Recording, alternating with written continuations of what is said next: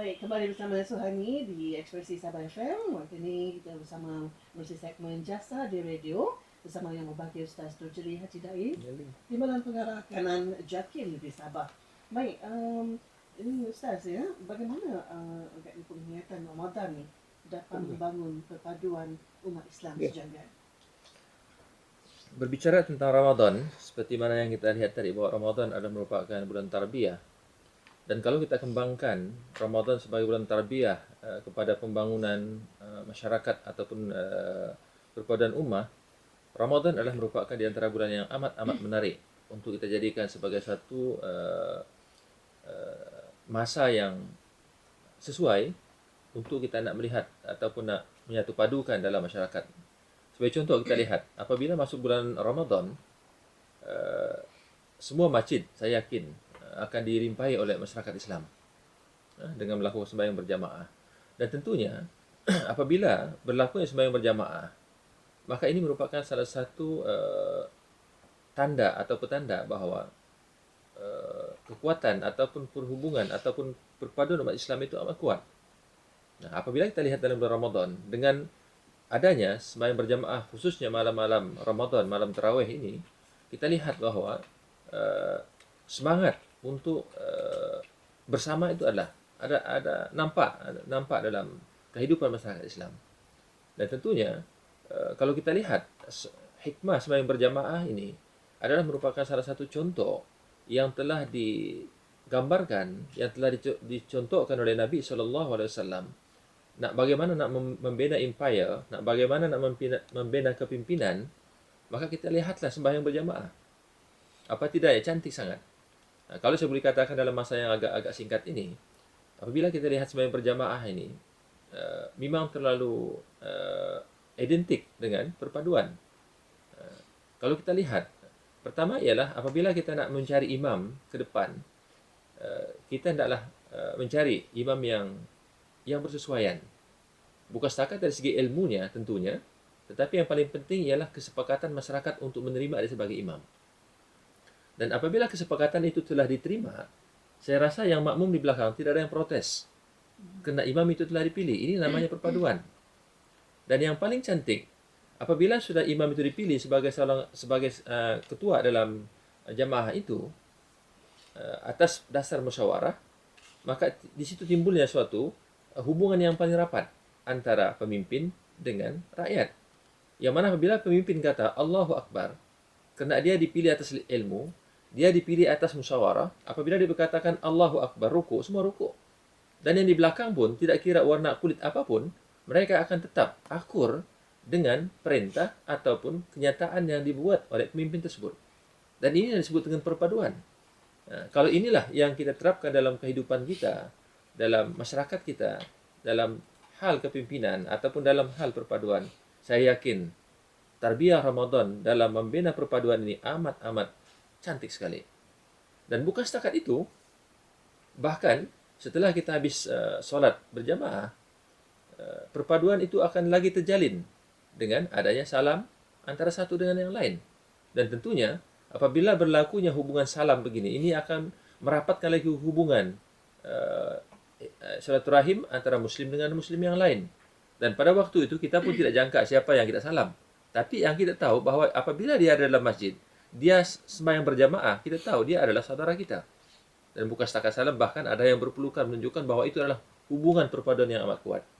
Saya rasa amat setuju bahawa Ramadan adalah merupakan salah satu bulan yang mendidik kita untuk bagaimana kita nak membina perpaduan ummah. Dan ini merupakan amalan-amalan yang perlu kita perkukuhkan. Maka itu, sempena dengan bulan Ramadan yang Al-Mubarak ini, marilah kita sama-sama, saya mengajak pada diri saya dan juga semua masyarakat Islam, untuk kita melihat masjid sebagai salah satu tempat kita nak memulakan atau nak membina perpaduan dalam masyarakat. Dan inilah satu-satunya yang Nabi tunjukkan ketika beliau sampai di kota Madinah, ialah membina masjid sebagai satu asas menunjukkan perpaduan itu adalah berawal daripada masjid. Baik Ustaz, apakah hasrat dan harapan Ustaz kepada masyarakat umat Islam, khususnya Sabah dan Amir di negara kita Malaysia ini, dalam konteks menghayati di bulan Ramadan tahun ini? Dalam bentuk harapan ini saya rasa ini harapan kita bersama. Harapan setiap orang Muslim ialah nak menjadikan Ramadan ini merupakan Ramadan yang terbaik.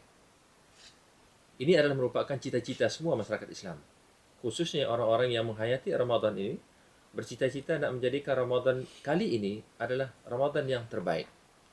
Kenapa saya katakan demikian? Sebab barangkali inilah Ramadan yang terakhir untuk kita. Mungkin tahun depan, panjang umur kita jumpa. Kalau tidak, barangkali Ramadan tahun depan kita tak sempat lagi. Maka itu harapan kita bersama ialah supaya Ramadan yang ada kali ini merupakan Ramadan yang terbaik. Tapi persoalannya, bagaimana kita nak menjadikan Ramadan itu menjadi Ramadan yang terbaik? Tentunya kena ada usaha. Apa usaha yang perlu dibuat? Yaitu menghidupkan Ramadan dengan berbagai-bagai aktiviti yang telah dicontohkan oleh Nabi Sallallahu Alaihi Wasallam. Nak menghidupkan Ramadan itu dengan bermacam-macam aktiviti yang telah dianjurkan dalam agama.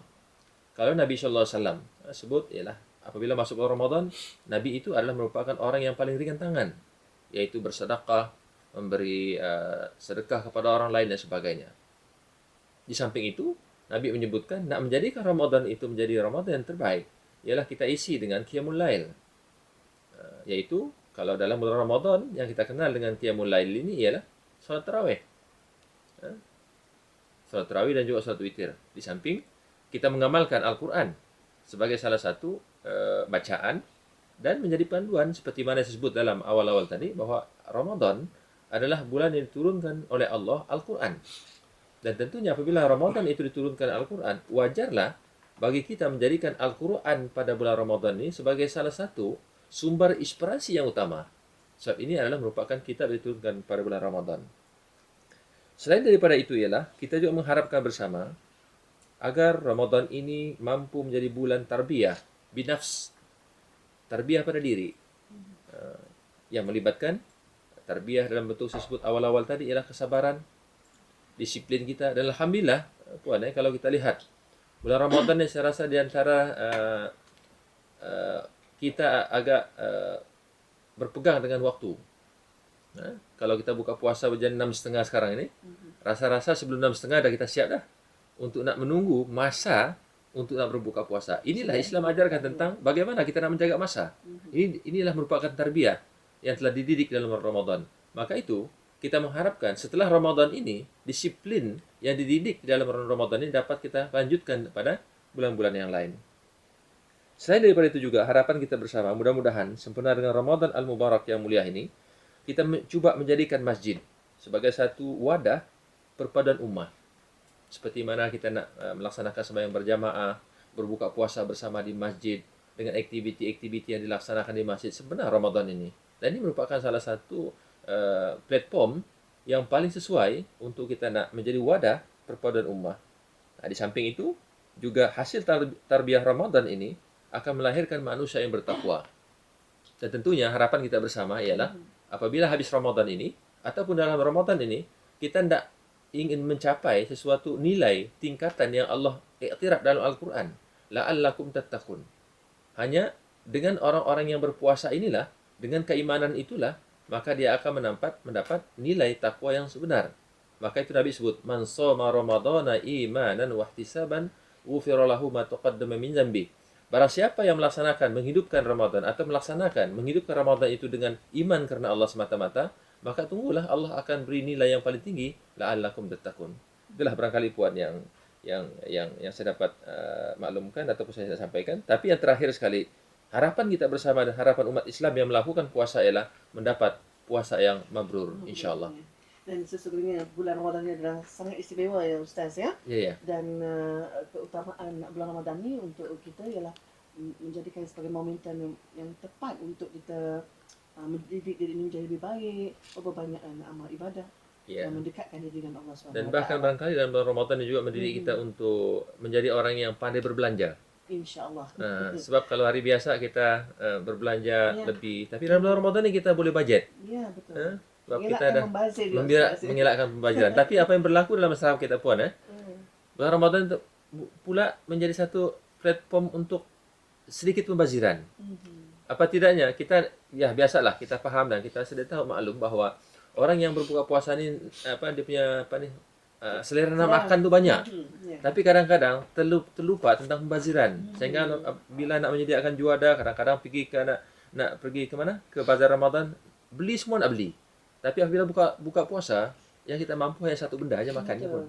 Jadi apabila itu berlaku, nanti pembaziran pula akan berlaku. Jadi saya nasihatkan pada diri saya, dan kepada semua pendengar yang hadir atau yang dapat mendengar suara ini ataupun rancangan ini, supaya kita sama-sama untuk melihat bahawa Ramadan ini adalah bulan untuk kita berjimat. Berjimat, ya. Itu yang sama-sama kita mengingatkan diri kita, ya.